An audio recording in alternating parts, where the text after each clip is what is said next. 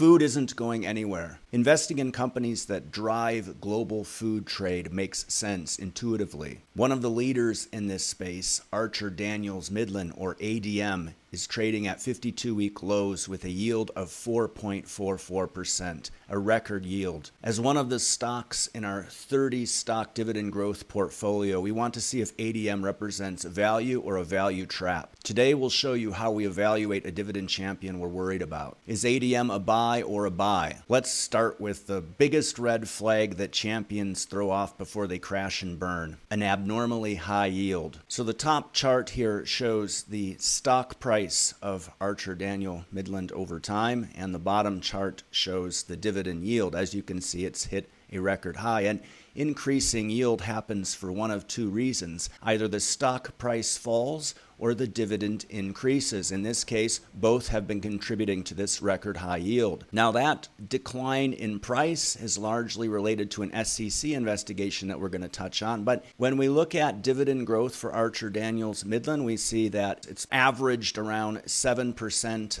over the past 5 years and 10 years. Now, everything appears fine on the tin there, but the most recent raise that they announced was simply 2%, and that's smart for the firm to do, and you're going to see why as we discuss the problems they're running into today. Now, I like this very simple chart taken from Schwab, and it shows a table of dividends over time. You see that Daniels has typically raised their dividend every year in the first quarter of the year, and it looks like in 2022 and 2023 they raised 5 cents, and now they're just raising 1 penny. So that's going to be a 2% increase. Now, when we look at their share price over time, this significant drop here stands out, and because Daniels Midland is one of the over 200 stocks in our Quantigent's dividend growth universe, we alert our premium subscribers when there's a drop of 10% or more. And in January of last year, ADM dropped 22%, which is a very significant drop for a dividend champion. We rarely see such volatility, and we sent an alert to premium subscribers talking about what had happened up to that point, which is that the SEC had leveled an accounting probe for their nutrition segment, and this coincided with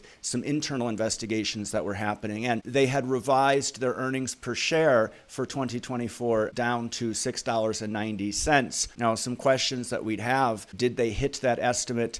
Has that investigation expanded beyond nutrition? That's quite important. And what's the overall status? So later last year in November, we issued another alert for Daniels. And what happened then is their guidance dropped again from a range of $5.25 to $6.25. I think that was over the summer. And then it dropped to $4.50 to $5. So what actually ended up happening is that they hit $4.74 in earnings per share for 2024. You can see how significantly downwards that is compared to 2023, and their 2025 guidance between $4 and $4.75 a share. Now, I've highlighted this number along the bottom, which is going to be quite important for you to watch, and I'll tell you why. It's adjusted net debt divided by adjusted EBITDA. And I wanted to talk a little bit about this whole usage of the word adjusted, which always merits a bit of an investigation. And I wanted to highlight for earnings per share the definition for that. And using adjusted seems to be what everybody does when they're talking about Daniels, and that's simply because the adjustment that you can see here relates to impairment and restructuring charges and settlement contingencies. Those have a negative impact usually on earnings per share, so they just back those out. So you can see what earnings per share looks like without what they might refer to as just accounting adjustments. So if we look at either number, the GAAP earnings per share of $3.65 or the adjusted earnings per share of $4.74, in either case, the 2025 dividends of $2.04 a share would be covered using either measure. But we're always better off looking at cash flows to see how well the dividend will be covered. And what's interesting is when you look at their financials, here you can see something I wanted to point out. See how cash dividends there between 2023 and 2024 didn't increase very much? Well, they certainly didn't increase by 11%. What happened is that they're repurchasing shares, and when you have fewer shares, you can pay the same amount of overall money in dividends, and the dividends per share increases because you're reducing share count. That's very important to pay attention to there. Now, when we look at the $3.3 billion they're spending on dividends and repurchases, when we look at their cash flow from operations, so that's the amount of money the business is generating, they provide this metric here, cash flow from operations before working capital. Well, let's do it after you've spent your working capital there. So that would bring it down to $2.8 billion. So when we add up the money that they spent at a very high level, you have $1.6 billion in CapEx. That's money they're investing in the business so they can show organic growth. Add to that the $3.3 billion in share buybacks and dividends, right? So you're sitting nearly $5 billion in cash. And these charts show the CapEx expenditures over time, which are increasing on the first chart. And the second chart here shows the amount of cash that's going back to shareholders in the form of stock repurchases and dividends. So if we just look at the dividend and CapEx, it's covered by the $2.8 billion of cash flow from operations. But what about the $2.3 billion they spent on share repurchases? Well, debt is helping to fund that. What you can then do is go to their operating cash flows. Remember we talked about the $2.8 billion? Well, you can subtract from that the capital expenditures of $1.56 billion.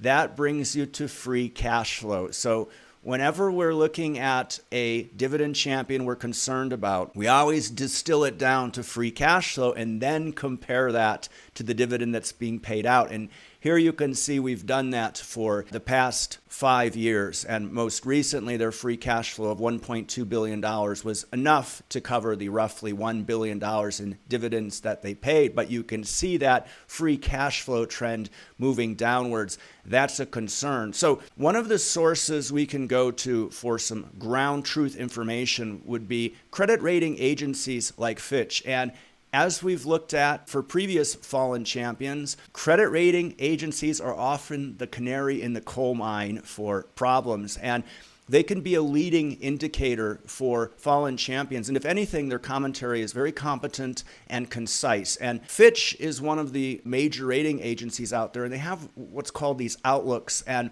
what they'll do is they won't change a company's rating necessarily, but they may issue an outlook that could be positive, meaning they may raise that credit rating, negative, which means they may be looking at lowering that credit rating, or stable, which, business as usual. Well, they issued a note late last year, a shout out to David H. in our community who brought this to my attention. It's a great read, and it looks at how they've changed their outlook to negative, but affirm their A rating. So an A rating is quite high for Archer Daniels. That means they're paying relatively low interest rates. I think this note says 3 to 5% fixed across the board. It pointed to the debt fueling share repurchases. That's not sustainable, because here's what's going to happen. So these rating agencies use various metrics to gauge the riskiness of debt. And they have this metric, remember we looked at it before, the EBITDA leverage metric. So they simply take debt and EBITDA and calculate a ratio. And they say that needs to be 1.5 or less. And while it was below 1 for a while for ADM, the recent problems have brought it up to 2, which is above where it needs to be. They also cite the need for clarity around governance. And I wanted to go back to talking about the problems that surrounded that SEC investigation. And one of those was a material weakness in financial reporting. When a firm says that, it means they really don't have control or confidence in their numbers, which is a horrible thing to admit to, right? So the new CFO in the most recent earnings call talks about, and when questioned by an analyst appropriately, how material weakness is something he's heavily focused on. The company has enhanced the designs and controls and documentation for inter-segment sales. A great portion of that investigation by the SEC surrounds inter-segment breaks that were given to the nutrition segment. So when you have segments within a company, various business units interacting with each other, they're supposed to use market rates when they, for example, one unit sells something to another unit. Well, that apparently wasn't happening. They talk about, again, the CFO saying, well, we need more training, and that before they can lift this material weakness and say everything's okay, they need a sustained period of time to make sure that everything's working as normal. And I would bet that conclusion of the SEC investigation may coincide with lifting those material weaknesses. But the new CFO is a critically important thing to note here. Whenever you have problems such as those ADM is experiencing, you want to bring in a fresh set of eyes, and they did. They brought in a new CFO. This gentleman came from 3M, and then he recently added a chief accounting officer from Cargill. So these individuals are now tasked with cleaning up the mess and figuring out where all the dead bodies are buried. And there's been quite a bit of turmoil around that. What you want to stay focused on would be this potential downgrade that could happen from Fitch or other credit rating agencies. And Fitch talks about how